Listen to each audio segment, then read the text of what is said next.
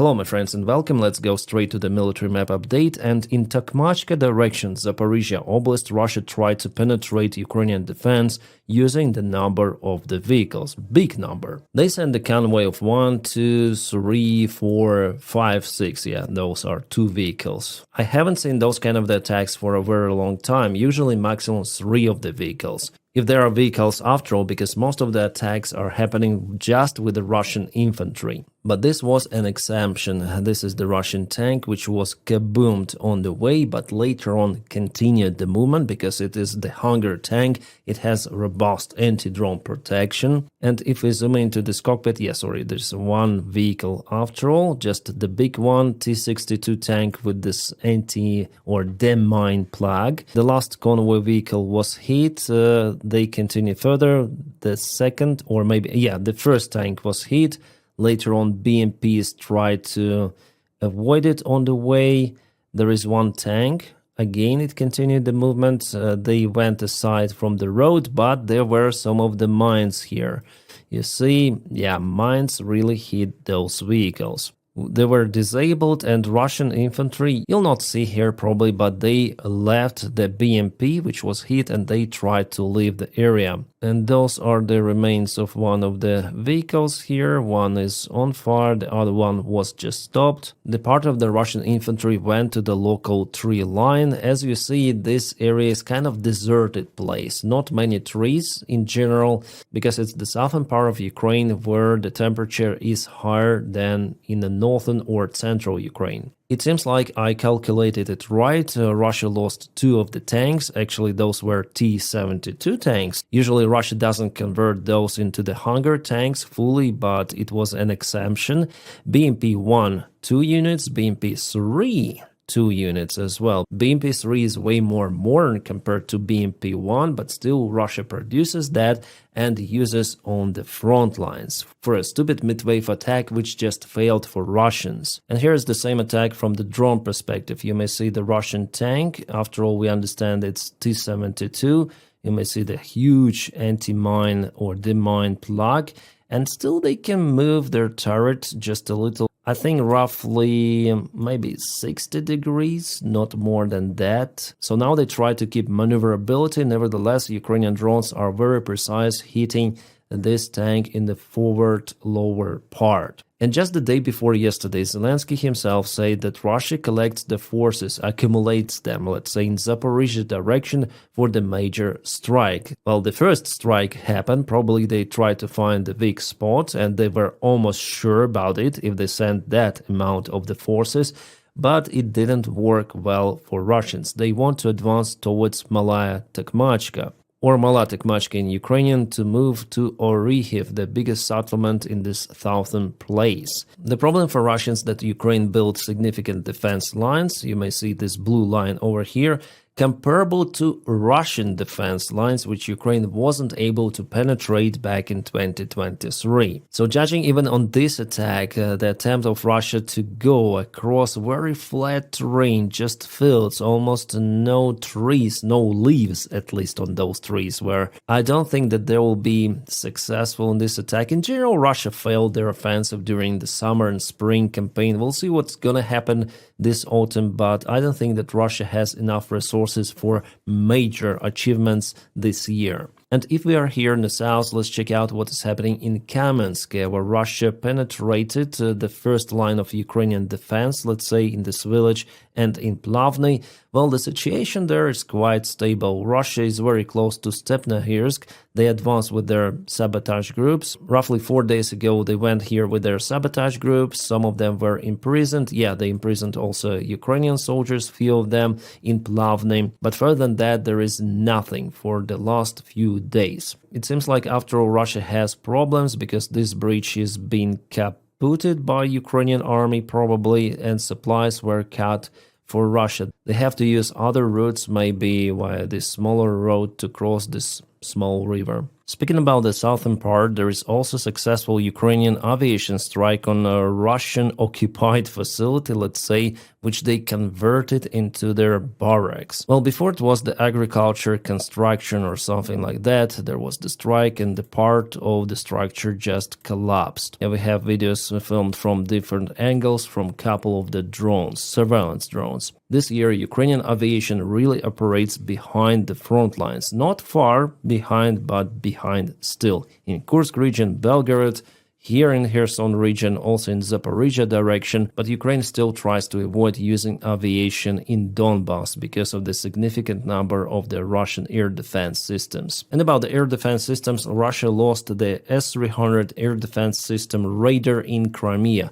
I guess I showed you it in my last video, primary unit. They hit the Russian air defense really hard. But if we go to Komar direction, well, here are good news and bad news. Let's start from the good news. Ukraine liberated Dachne village. Here we have the video, you can see the smoke is still out there, and here are Ukrainian soldiers waving flag in the village. So it was liberated, or the remains of the village which was destroyed by Russians basically. Yeah, you may see that all of the buildings were hit in one or another way, and this is important village because there is the road going through it. This road, yeah, which connects Novoukrainka and all of those villages with Novopavlivka on the northern side. Well, as for the bad news, you may see that Ukraine continued to lose equipment. For example, this was the Lancet drone hit on Ukrainian M777 artillery system. From what I know, our guys left the position, so there were no losses among Ukrainian soldiers, but obviously M777 is destroyed. And judging on those details, I don't think it's the decoy or something, I think it's the real system. Alright, let's go to Pokrovsk direction. There we have the fresh loss, unfortunately, for Ukrainian army. This is the Ukrainian MRAP vehicle. You can see it over here. It was hit by the Russian FPV drone or probably by mine. It's hard to tell really. I think that after all it was the mine which destroyed the forward part of the vehicle. But Ukrainian crew left the vehicle on time to the bushes, to the local ruined buildings, and this door is open and the wheels are basically absent. This is not the hangar tank or something, no, this is MRAP vehicle which was damaged and later on finished by the next Russian drone strike. Let's go back to the military map because here Ukraine was successful in Myrna, but Russia sent some extra reinforcements and they act in Mykolaiivka, trying to cut this Ukrainian assault vector. Well, the front lines in this area, they simply do not exist. Everything is mixed, that's why we see this big gray area, which is colored in yellow here. But nevertheless, this direction turned from the most disastrous for Ukraine to the most profitable if we speak about successful counterattacks. And I know what this means, but I cannot click on this. It says about self-KA of the Russian soldiers. One of the guys kaputted himself touching his partner with grenade. Yeah, I saw that video. It is terrible, and at the same time it shows how miserable Russian soldiers are acting on open fields areas without any sort of the drone protection. But if we go more to east, you see that Russians took Katerinovka. Finally, we have the confirmation about it. So the only village out here which is still under Ukrainian control is Kleban Big. As I've told you in one of my recent videos, I think all of that is also the gray zone up to the lake here, and Ukraine will also remove the forces from Kleban Big village very soon. Well, the only good thing that Russia moves very slowly in Tarek's direction and also in Konstantinovka. In Katerinovka alone, they lost several of the armored vehicles for the last couple of weeks. So yeah, they move, but they do it really slowly and with severe losses. In Chasiv Yar, so far Russia is unable to clear entire Chasiv Yar. Still, some parts are under Ukrainian control. That's why Russians try to bypass this settlement from the northern side, now turning the attack towards Mykolaiivka, according to recent reports from our guys on the front lines. So now the picture is something like this with a gray area extension, I would say. Russia absolutely needs to take Mykolaiivka, Chasiv Yar and all of those villages to propel towards Konstantinovka. And you know, guys, the last winter there was the threat for Pokrovsk. I say that Russia is very close. They have all of the chances to get this settlement or town under their control. Well, 8 months have passed since my prediction, and Russia is still not out there in Pokrovsk. Maybe just with small sabotage groups, but it is really nothing to occupy the settlement, which again tells that the Russian army is damn slow in this war. And I'm really surprised that Russia wants to continue this war, because they thought maybe they have tremendous resources or what. It seems like the Russian High Military Command doesn't understand the picture on the ground, and we have the evidence actually that it is really happening like that. For example, this is the meeting room of Gerasimov, the chief army commander of the Russian army. His deputies, his generals are presented there. This is the portrait of the Russian defense minister Belousov. Putin is also here maybe 10-12 years ago. And what is interesting is this military map. You might see even from this perspective that it is kind of different compared to the information we obtain from the front lines, the deep state military map or other maps from different analytics. They color everything in red. There is no gray area. Gray area is basically the entire Russian occupied territory for them. And this is the Russian offensive, which was already cut well before, and Russia is not presented there. But in this cabinet, they share those kind of the maps, which is delusional information. And here we have the zoomed in image. So basically Russia doesn't exist here any longer. It was cut and trapped in one of the local villages. This is cut. The attack attempts in Pokrovsk are no more. About Konstantinivka, just look at this. Russians already entered Konstantinivka, which is crazy. Just if you are taken long time ago, several of the encirclements of Ukrainian army. So basically absolute nonsense. And I'm taking those pictures from the Russian channels. Russian military bloggers themselves are in shock. They say, wow, our military command obtains not the real information. They color everything in red, creating those pockets for Ukrainian army, which are not real. Yes, we have the same comments from Russian military bloggers, those who do not hesitate to say the things as they are. And they share also the deep state military map or the maps of their analytics. They put one map on another. So according to the Russian Defense Ministry, they took this this entire area as well. They moved here. They control this territory, which is basically not true, as well as over here. And here Ukraine, by the way, started the counterattack. So I would understand if they shared this map for propaganda purposes on Russia Today channel or something. But this big, huge map is waving out there in the Russian highest cabinets, which means that Russian command is damn delusional. Maybe Gerasimov himself obtains not real information from the place, because Russians advance with their flags somewhere and later on being kaputted. Or the Russian flag operation. The main thing is to go somewhere to the gray area, to show the flag to the Russian drone, and that's it. Put it near some of the monument. They went to the local ruined building, and the building later on it is gone. And the flag, it's here, you may see, also gone. But Gerasimov will mark on his map the new occupied village with a red color.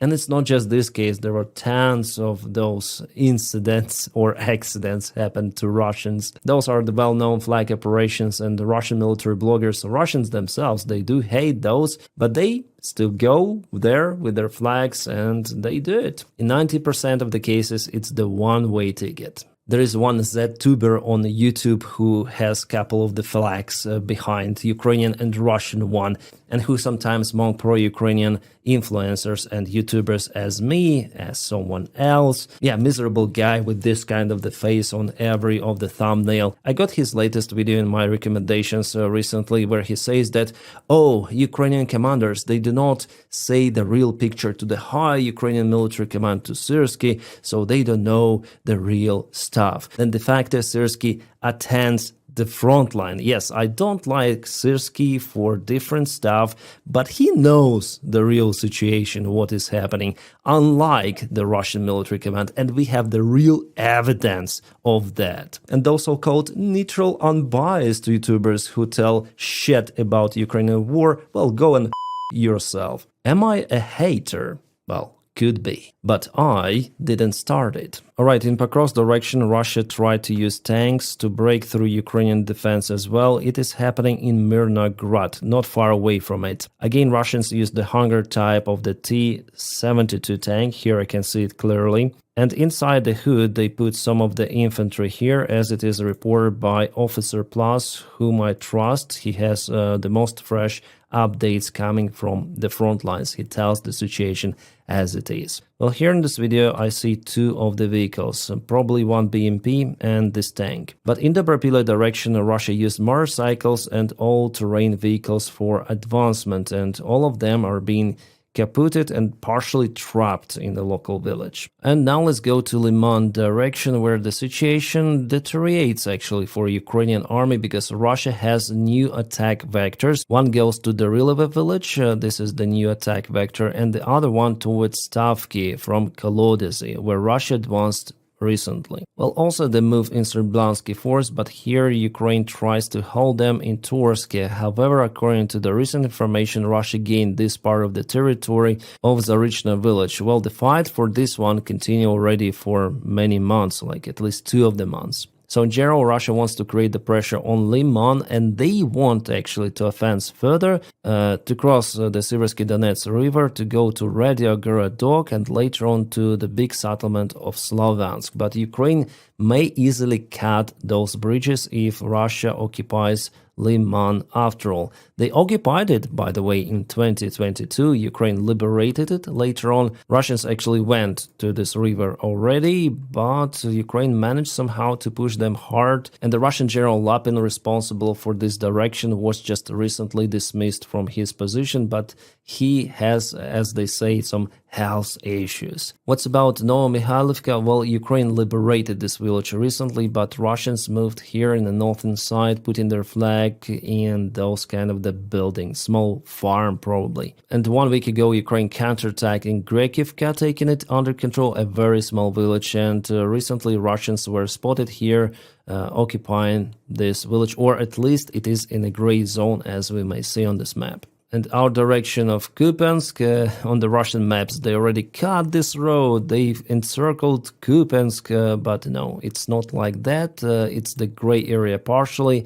And Ukraine confirmed that Russians were not able to cross P-79 road, at least from Radkivka. Maybe with the small sabotage groups they made it here to close to Sobolevka, but later on were repelled. The situation in Kupiansk is hard, but not catastrophic for now. The northern side of the Kharkiv region, no changes. However, recently Russia intensified the strikes in Vovchansk, but without major changes. And Sumy region, Ukraine is very active with aviation strikes in Totkina as well, but also recently lost one of the armored vehicles. We have it on Telegram, probably from the Russian channels. Yeah, it was hit by the drone or hit the mine here. I think that after all it was a drone, the doors are open, so crew evacuated the vehicle, and after it was finished by another FPV drone. It is a war, so unfortunately there are losses also from Ukrainian side. But the Russian losses are just crazy. Media Zona, the project of the Russian opposition, which analyzes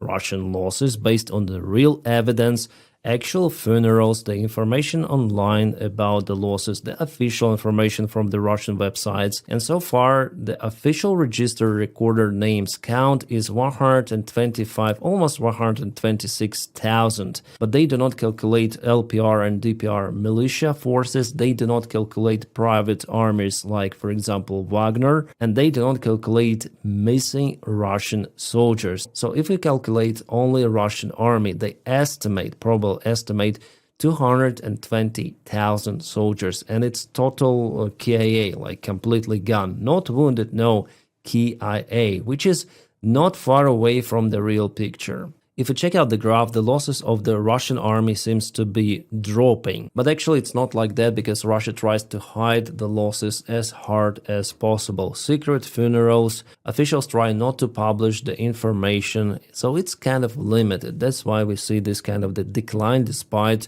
the losses on the front lines, and we witness on the drone videos that definitely it's the same as before, if not more. So we may multiply this number by 3 to 4 times and you'll have the real losses of the Russian army, which would be equal to 1 million soldiers altogether wounded and KIA, which in general corresponds to the figure which we see from Ukrainian updates or from the international and independent reports. It's lower than Ukrainian figure, but even Russians themselves, they say that they already lost at least 1 million. And that always raises the question in my head, why? What's the reason of this war? And the only response that I may find is that Putin was just bored during the COVID time. He was encircled by the same guys as he is, FSB, stupid pricks. He decided to start this war, to be recalled by history that he is the collector of the Russian lands. Then de facto, Ukraine is not Russia. I don't see any sort of the other explanation, and why those people continue to lose their lives, their health in this war, I don't know. Well, it's understandable for Ukrainians, they defend their land, but for Russia to go somewhere for millions of rubles, that's it, but it's one-way ticket. And you know, watching those drone videos with Russian soldiers, sometimes they're really terrific, or how to call them in English, like really hard to watch, because in many of the cases they are not flatlined instantly. No, it's the long process, sometimes accompanied with fire. Guess it's just terrible, and they're going there absolutely sure that they're gonna win. They're like those immortal superheroes. This Russian soldier shows this video showing the portraits of the fallen soldiers of Russian Federation in just one of the Russian cities, Blagoveshchensk. Well, actually this alley, he says, is dedicated to the soldiers who've fallen in Afghanistan, but Russians decided to put new pictures and more stands for those who lost their lives for Russia in Ukrainian war. So this guy visited the park and he says, no, the losses are much higher. Not everyone is out there in the pictures with the names, call signs. He says that his short vacation is coming to an end. Probably he was wounded and he will go back to the front lines in September, so this month.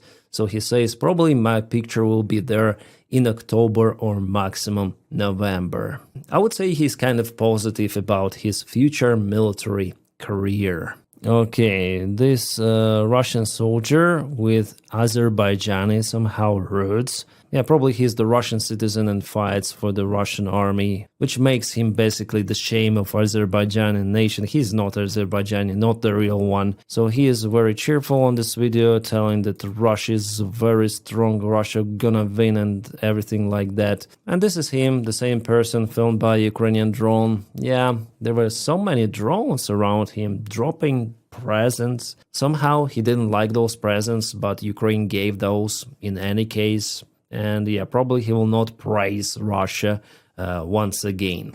Надеюсь, нас разъебет ракетой.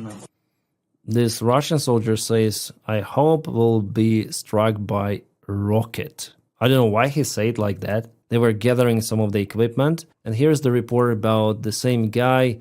I'm tired of losing my friends, my dear friend. I'm very sad that I lost you. He was very young and very happy. Yeah, and the message he sent to Ukrainian rocket probably well received. And guys, please don't forget to subscribe and check more videos on my YouTube channel. I have daily updates there, and just not long time ago, few hours, 9 hours ago, I filmed the video about kabooms in Crimea, and not only, plus some political stuff around Ukraine, news, Ukrainian military support, because this video I filmed is just dedicated to the situation on the front lines. And as usual, many thanks for my Patreon supporters, guys. Thank you so much. You really make this content possible. I wish you all a peaceful sky wherever you are, and have a great time.